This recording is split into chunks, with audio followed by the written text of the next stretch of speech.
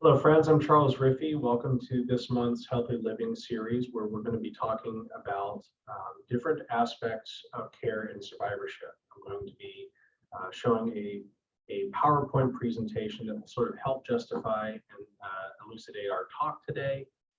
I am one of the chaplains here at Massey Cancer Center, and I've been here for just a little over 8 months, but chaplaincy has been a part of my heart and my vocation for many, many years. I see it as a way to not only collect but connect the stories of those that I meet in ways that are not only meaningful but helpful to move us forward. So my goal is to support people wherever they are in their spiritual, emotional, and physical journey by being a presence and also an advocate in their care. Today, we're going to be talking about an aspect of meaning making. That may be a term that you've heard before. It may have not been something that you've heard before, but meaning making is a process that's very important that we do all the time without ever really thinking about it. But when we are intentional about looking at our lives, where they have been, where they are now, and where we are moving forward into the future, it can be something that is not only life-giving, but it helps us to focus on what values in us are most important and how within ourselves and with those around us can we accomplish something that not only speaks to our lives, but also provides us a sense of comfort and measure in an ever-changing world. This topic of meaning making is actually more in the guise of survivorship. Survivorship is particularly something that you've probably heard if you were looking at this video right now, whether you're a patient or a family member. Survivorship is a term that the medical community uses a lot. And my hope is that in this process, you'll be able to stick with us to take a look at the many, many different aspects of what it can mean, what it is, how meaning making can sort of help that process from beginning and to the future, but also learning some exercises that patients and families that I've been able to get to know over many years or many months, how they have utilized different things to walk with their journey. As a spiritual care provider, my goal then is to sort of meet you where you are, in the unknown and in the known. So before we begin, what is survivorship? Survivorship within the medical community can mean a lot of different things, but ultimately, when we're dealing with the idea of cancer or somebody's journey with cancer, it is at the time of diagnosis. From the moment that you have confirmed that there is something going on, you are considered a survivor. Somebody from day one is living with an illness in a particular kind of way that a lot of people may never fully understand, and how that sort of impacts our ability to see where we are and where we're going in the future.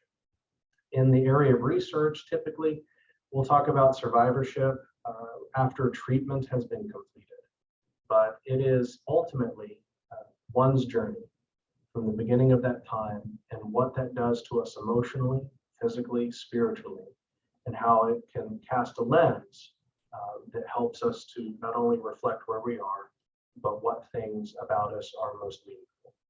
Survivorship is a lifelong process.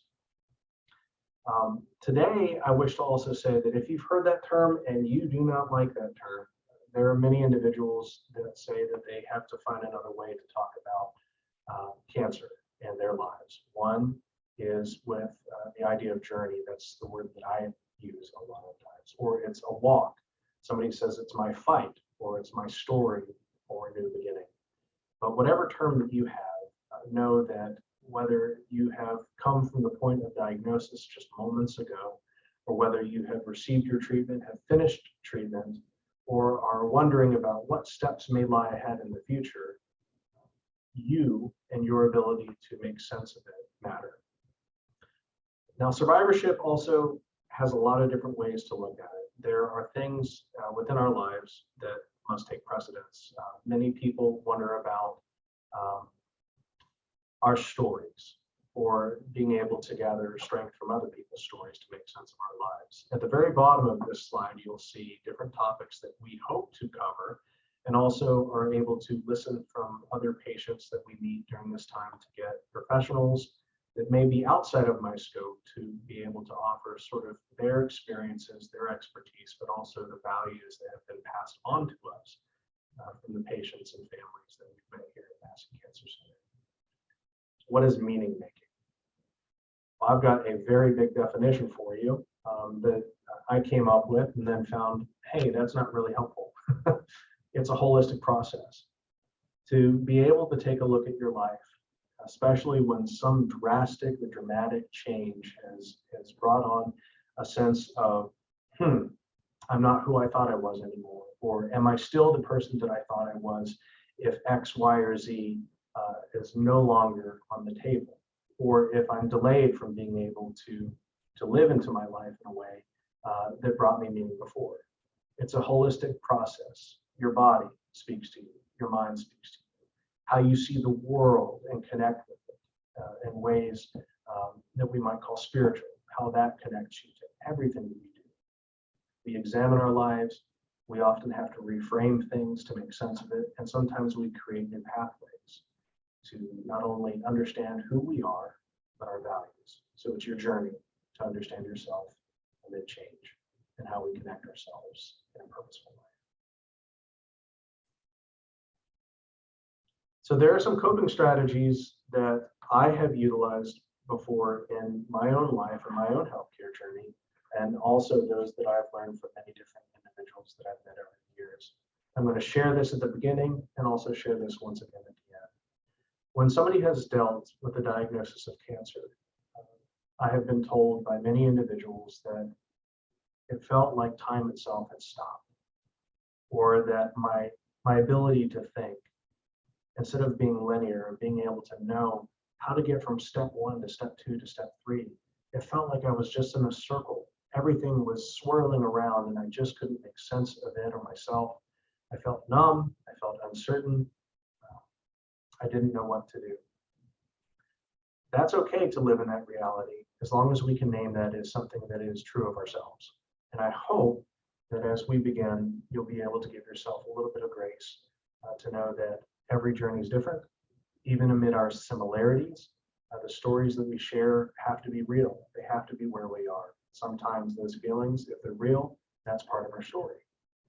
So making sense of being able to live into that uncertainty, to live into the acknowledgement that sometimes don't feel linear anymore, where the past no longer makes sense, our values no longer make sense, but they at least come into question. There are ways that we have connected in order to try to reevaluate where we are going and where we have been. Support groups. You may be very close to your friends or your family. You may be close to a pastor or your mom or a priest, a monk. You may be close to your healthcare professionals. But the only people that really make sense to you might be individuals that have had a similar diagnosis and a similar story. In-person and online support groups are a way to be able to just sort of talk through those questions that other people can't answer. Counseling services with psychologists, psychiatrists, pastoral or spiritual care counselors, social workers, being able to simply talk it through. That can be the process from being able to see where you are in the middle and make sense of where you want to go moving forward. Storytelling, journaling, I journal all the time. Artistic expression, prayer, meditation, mindfulness, being able to just think through the simplistic thoughts or the things that lie heaviest on our hearts, and knowing that we are not alone or that we have it within ourselves to reorient where we are is a powerful tool to know that we can control some things even when things seem outside of our control.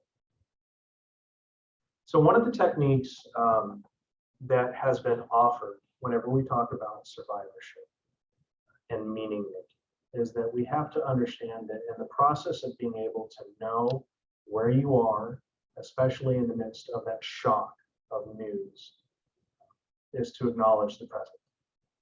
If you are in that room or you're at home after that day, trying to make sense of something that may change what work is going to look like, what family life is going to look like, what abilities physically that you're going to be able to do, or finances or scheduling. There's a lot of big changes where answers aren't necessarily clear yet. But what we can do is simply reflect on where we are, what we have heard, what we have seen around us. This is where mindfulness, I think, is a very helpful key, or having somebody that you trust, even if it's somebody that's a complete stranger to you. Sometimes that can actually be the most helpful to process where you are. I feel this way. My breath feels this way. My mind is doing this. I don't really know why. But if you can make sense of what is actually happening, that is the beginning of being able to put 2 feet firmly on the ground to move back and to move forward. Storytelling. When we talk about meaning making, it is very important to know that your story matters. Everybody's had a birth. Everybody has celebrated a birthday. Everybody, as an adult, is constantly doing things that interact with self and others, with creation, nature. We're creating things in nature constantly, and it's building a story of who we are. When there's disruption, a lot of those things that we look to in the past, it could be a birthday that was most meaningful, or a first job that was the thing that set everything in motion, a relationship that you have that set everything in motion. That may be the thing that pops up as being greatly important. But being able to take a look at hard space, if you acknowledge that that's where you are in the present, and say, what in the past has felt similar? Or who in the past has helped me to stand up when I feel like I felt down? Or where have I been when I have felt isolated and alone, yet I was able to connect somehow? Was it through hiking, being in nature? Was it in a prayer meditation practice? Was it in reading literature and just identifying with one of the characters who's also struggling? Being able to look at the past and go over just who you have been, and remember that it doesn't necessarily define your future, but it may have pathways to move forward in a meaningful way. And then once we have that narrative of the things that have been helpful, the things that have been hurtful, it doesn't define you where you are. It doesn't even define you where you were, but it's part of that. And with that flexibility of learning how you've seen the world, or what you have valued in the world, what things you liked and didn't like. It could have been dinner out with friends on a weekly basis. The pandemic, for many of us, that's changed a lot of norms. But we can find something that was life-giving or stressful and pinpoint how we've moved forward with it. It can allow us then to take a look into the present moment and say, in the midst of change, which is always happening, whether we're conscious of it or not, in the midst of change, what is actually within my control? The ability to simply be, or to breathe, the ability to name what has happened, and to also name what you value. And once we have those values within us, we can then start to make plans that may be completed, plans that at least share where we are and what we value, and plans that we have no idea whether we're going to do it. One of my biggest plans in the world is to go to New Zealand one day and watch a rugby game. I don't know if I'll ever actually be able to do it, but it's something that I remember brought me a sense of joy, and I'd love to do it in a nation where that sport's actually popular. But that's planning something, and that gift could be taken away. But when I take a look and reflect about what is it that I have that impetus, maybe it's the desire to see something different, or the desire to travel, or the joy, no matter how old I get, simply to just witness play. It makes me happy to see people either in sport or at least smiling or overcoming adversity. It brings life to me inside. So when we take a look at a support group that I have seen and participated in, and similar studies that take a look at meaning making, especially among cancer patients, survivors, and survivorship, there have been a lot of things that people have brought up once they've gotten through living that space of just great uncertainty and feeling isolated and locked into that moment of diagnosis. The things that mattered most to people, where they gathered not only sources of meaning, but also connection to the world around them, was in the relationships that they've had, the experiences that they've had, the ability to be creative, or the ability to produce and contribute. So our relationships, our experiences, our creativity, and our work, they're not who we are, but they are aspects of who we are. And when we get a sense of joy, even if we're tired in the work that we do, whenever there's a disruption, one can easily take a look and say, well, if this is no longer the case, then who am I? Or if this is no longer the case, how can I still connect in a way that feeds me like that did? Meaning making. The study took a look at a couple of key issues. If we take a look again at the importance of where we can move in the present and into the future, whether we're journaling or talking with another person, or whether we are going through our own narrative in our mind by looking at photographs, or just creating something in general, we can build a sense of self, whether it's a similar identity or a new identity through our relationships. We ask the questions of who and what do I mean to other people in my life when things change? What kind of new relationships do I desire in the midst of this change? What experiences in life could bring me joy? You may be somebody that, again, went outside to eat weekly with friends, but friends moved away, or food tastes different to you. What was it about the experience that was life? And experiential joy is joy in and of itself, and there are ways to connect. How do we do that in a way that each individual story finds a pathway forward? A lot of people, and I think I'm probably one of them, takes a look at goals. Goals are very important in our life.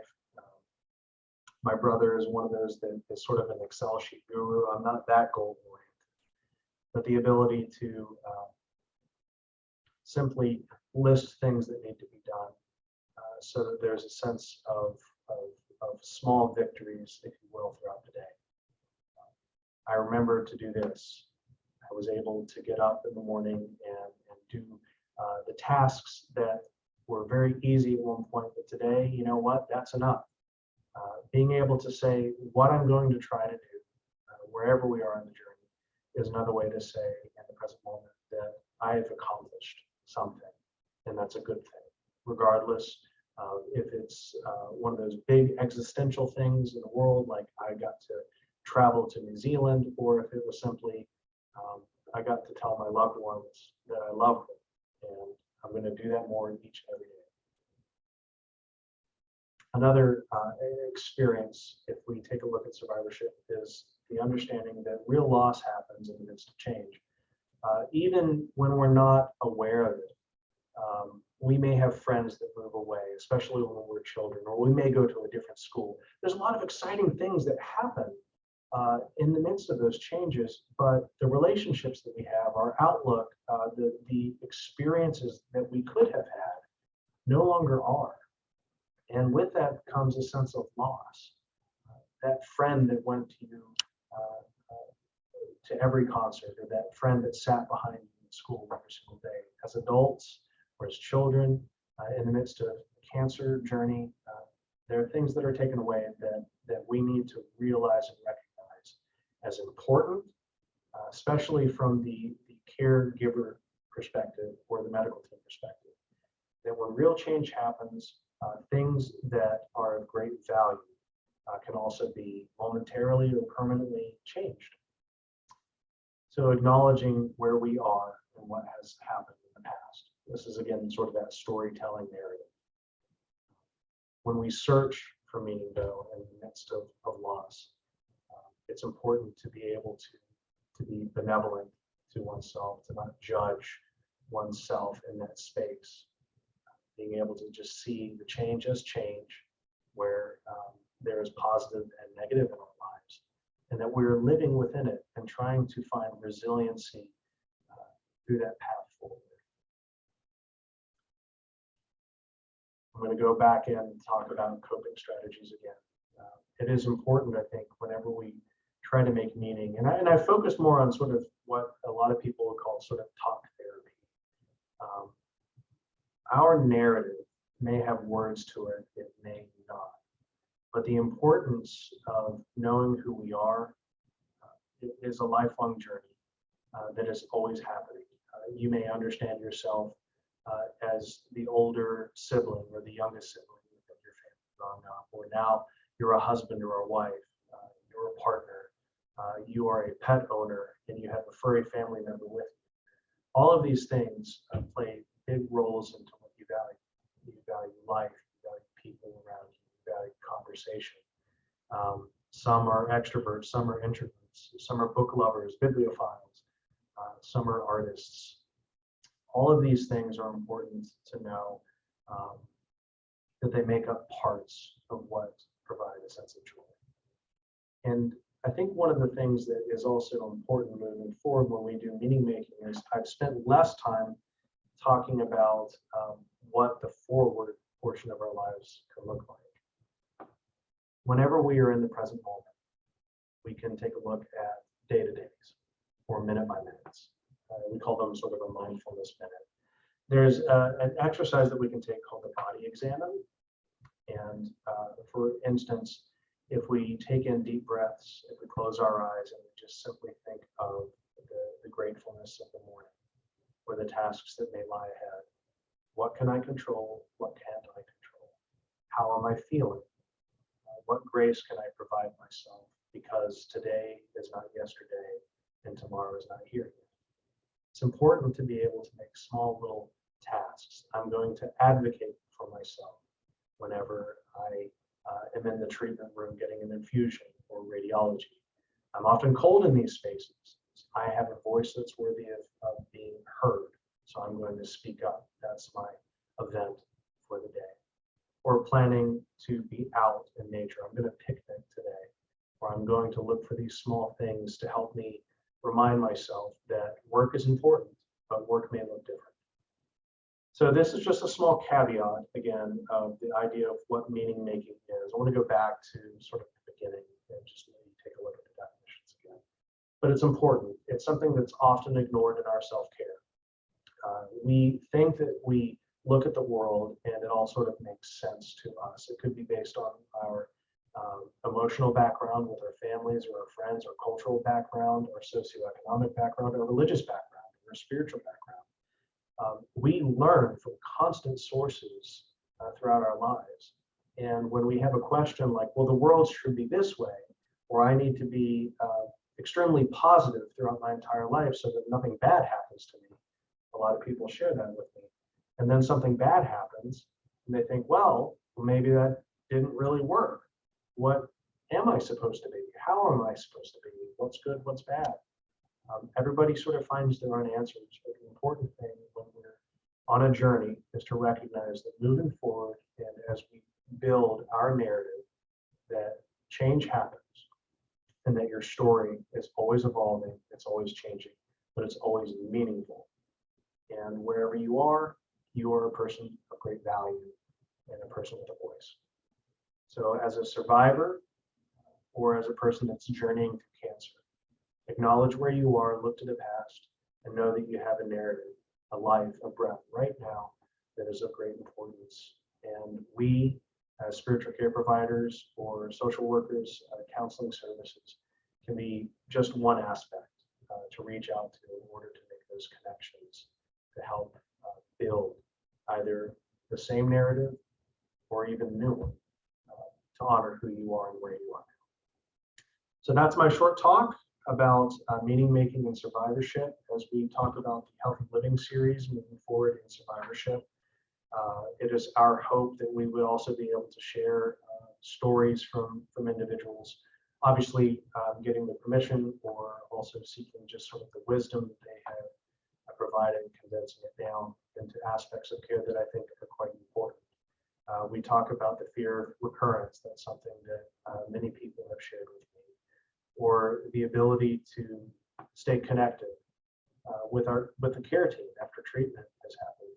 A lot of things can change when the norms and schedules of the day-to-day either feel like they've disrupted or now they've discontinued a sense of how we are to live our lives. So in the months to come, please look forward to us continuing this series, and hopefully we'll have some other individuals that can take part in this conversation. Again, I am Chaplain Charles Riffey, and I thank you very much for taking this time to just simply be with me. Thank you.